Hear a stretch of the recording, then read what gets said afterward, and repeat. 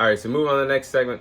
I'll be sharing my following boxing fights, the dream fights that never happened in boxing history. So, in this following segment, I do have the scenarios of where boxers were in the prime of their careers, but the fight never happened, never materialized, while both fighters were active and in their prime of their careers. So, fight number one on my list is at the heavyweight division, and it's between Mike Tyson and George Foreman. Now, Mike Tyson versus George Foreman, that dream heavyweight fight really could have materialized in the 90s, and that dream fight really did have a possibility of happening.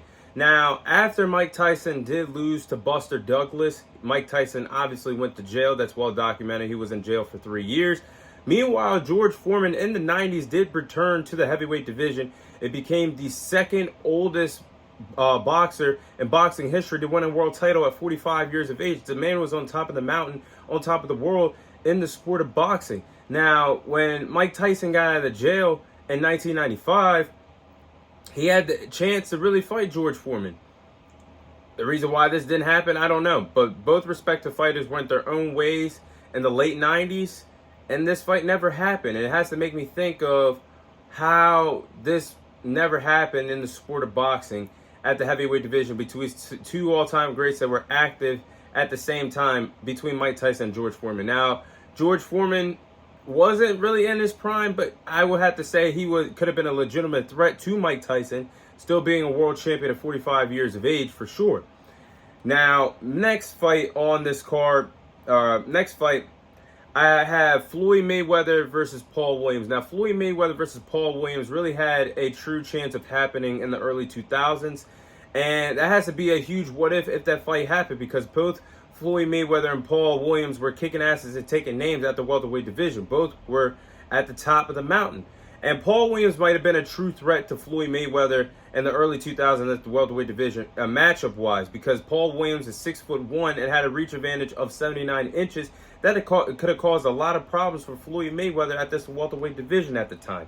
And this should have been an easy fight to make, because Paul Williams just defeated Antonio Margarito, and Floyd Mayweather defeated Oscar De La Hoya and Ricky Hatton at this division. So this could have been an easy fight to make.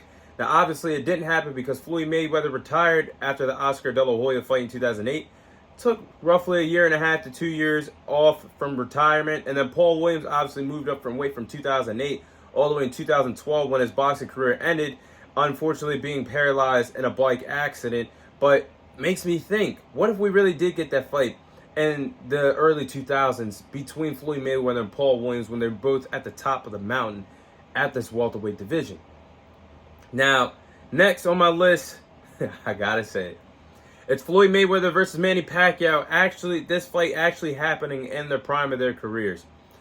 That fight that we got between Floyd Mayweather and Manny Pacquiao in 2015 was supposed to be the biggest fight of the century. And on paper and pay-per-view buys, yes, it is the biggest fight in combat sports this century between Floyd Mayweather and Manny Pacquiao. But the fight did not live up to the hype.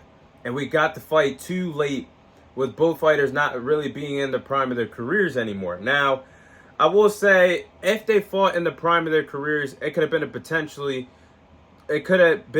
a potential trilogy that we got between Floyd Mayweather and Manny Pacquiao. That's how special both of these respective fighters were in the prime of their careers.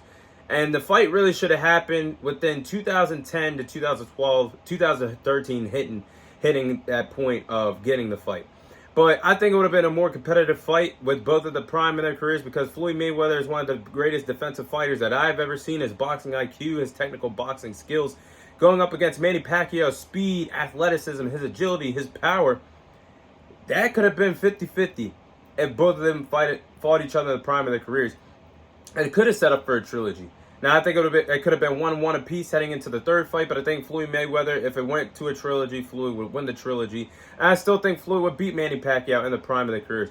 But that has to be a big what if we really get it from the years of 2010 to 2012, 2013, hitting the limit. Now, I also have to say, this is the reason why I'm so big on this podcast about fighters fighting each other in the prime of their careers, because if we wait so late to get the best of the best fighting each other, the fight ultimately doesn't live up to the hype and the expectations that the world of boxing has set up for it. And a prime example is this is when we got Earl Spence versus Terrence Crawford too little too late last summer, when that fight was supposed to take place years ago in the sport of boxing. Just saying. Next fight, Canelo Alvarez versus Andre Ward. I think if we got Canelo Alvarez versus Andre Ward in the prime of their careers, that would have been so much fun to watch. And the perfect weight for this fight that could have taken place at was at the super middleweight division at 168. Because you had Andre Ward's technical boxing skills. It was pretty decent defensive fighter, mixed with his speed and quickness, going up against Canelo Alvarez, his grit, his determination, his chin, his speed, his athleticism, his power. Oh my gosh, that is a chef's kiss waiting to happen. A perfect fight that could have been made. But I think a prime Canelo would defeat Andre Ward at the super middleweight division. I think Canelo would be too quick, too powerful. I see Canelo Alvarez picking up the win by decision, but I wouldn't be surprised if they fall in the prime of their careers with Canelo Alvarez knocking out Andre Ward. Even though Andre Ward showed he could take some licks in his career, I think that would have been one hell of a fight. But if it did happen, I would say Canelo Alvarez would have won that fight by decision. But definitely would have been a fun fight.